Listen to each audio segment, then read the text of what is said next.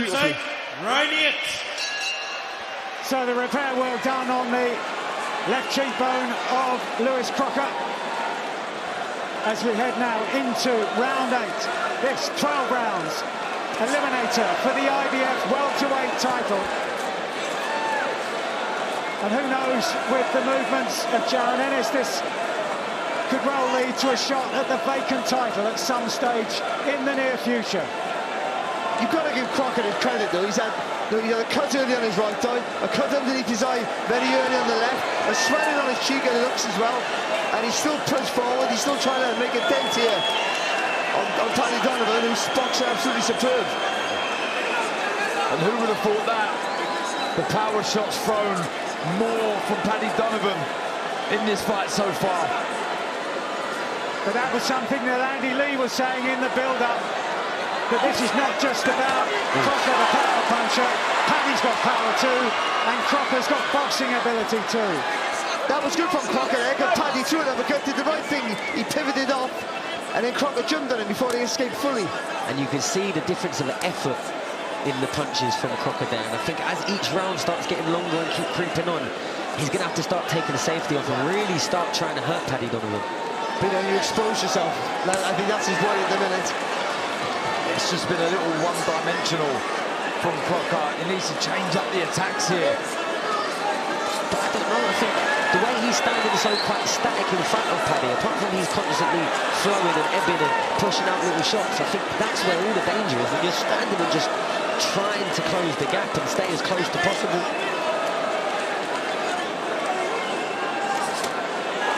That was a better shot there from Crocker. That's the shot he needs, that left hook. I wouldn't mind to see him double up with that left hook. 3 shots landed from Crocker in that exchange, but Donovan continues to back himself at close range. Just squaring up a little bit here for me. Too much Crocker. He gives him too much target away when he does it. And he's always looking for the big heavy left hook when he squares his feet. It's worth mentioning, man, that Donovan hasn't been affected at all with any power shots. Again, Crocker backs away. And this is a danger zone for Paddy Donovan. One more point deducted from Donovan. He's got to be so careful. In danger of throwing this away. And you can see the state of Crocker's face, and you can see the cuts and the swellings getting worse and worse, and each time these elbows and heads are coming together. In danger of butting this away. 40 seconds to go in round 8. He has to stop following the hands when he pushes Crocker off. The head just follows the hands.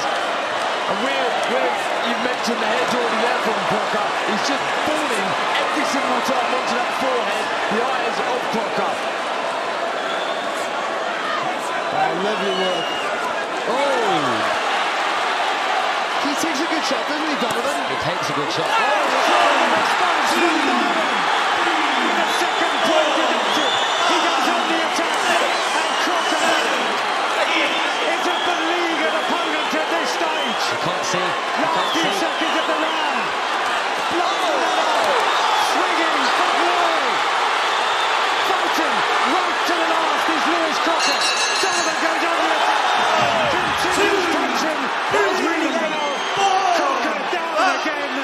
How will the referee rule this now? They're celebrating in the Donovan corner. But what will Marcus McDonnell rule about this?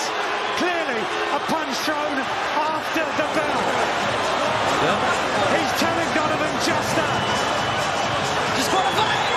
He has disqualified Paddy Donovan. Controversy here. I think that Donovan can't believe that they've won it. Now suddenly there's realisation. Fury in the corner. They were convinced that they won it. Marcus McDonnell deciding in the end, after 2 deductions for use of the head, then takes one away for punching after the bell. Andy Lee remonstrating. Donovan absolutely distraught. You can see the sheer anguish, the pain in Donovan right now, and it's really sad to see, especially after he's performing so well. But we were talking about it the whole way through, the elbows, the heads, and it was like he was the one initiating a lot of the fouls, and that to me was a late shot. Yeah. But if it was isolated, I don't think he's getting disqualified. I think Crocker's given time. He'd already had 2 warnings and he was on his last one. Devil's advocate, did he not? Did he not hear the bell? I heard the bell. Cauldron. We've got sound effects microphones. The boxers haven't. But the problem is, if the referee's heard the bell, he has to call it. He has to call it.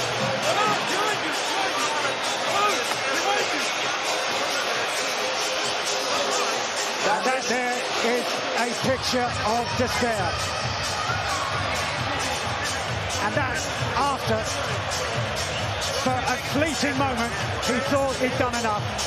He thought that he'd produced what he said he would on the biggest night of his life, only to be told he was being thrown out. Look, he's absolutely devastated, and rightly so. He was boxing really, really well. Yes, their heads did come together. Yes, there was a shot after the bell, but you're right, Mike, it is so loud in here. Let's see now, look. Both exchanging shots. This is after Crocker went down.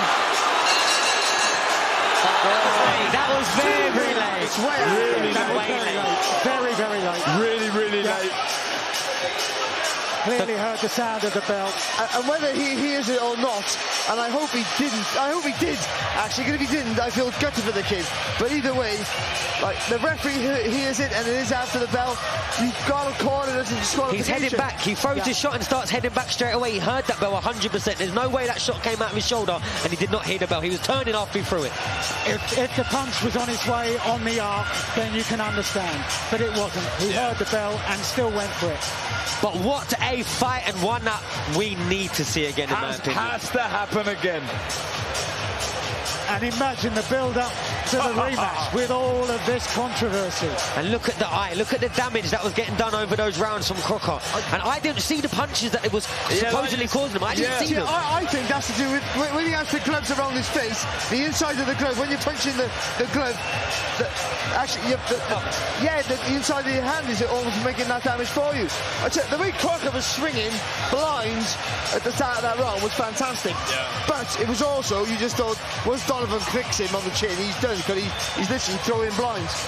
Yeah, he was moving the feet well, wasn't he? Look at this, he's just the swinging courage, the heart to try and land something big from Crocker was so. And it was on the blinded side as well. Yeah. I would say something though. Crocker wasn't walking. Crocker didn't hear the bell. I don't think either, because Crocker wasn't like unaware. He was trying to defend himself. But it was after the bell. You can't argue or dispute that. And this is the dramatic moment as Marcus McDonnell breaks the news, and initially Donovan, well, he looks confused there, but goes away to celebrate before being told that he's been thrown out. Well, of all the endings, of all the predictions, this is one that no one was prepared to offer. And really, it just sets the stage for the rematch. But Crocker, rightly, has his shot at the IBF title. So he will want to go his way. What I will say, if this fight happens again, and it should happen again, ironically, I feel Paddy Donovan will go into the fight with a lot more confidence.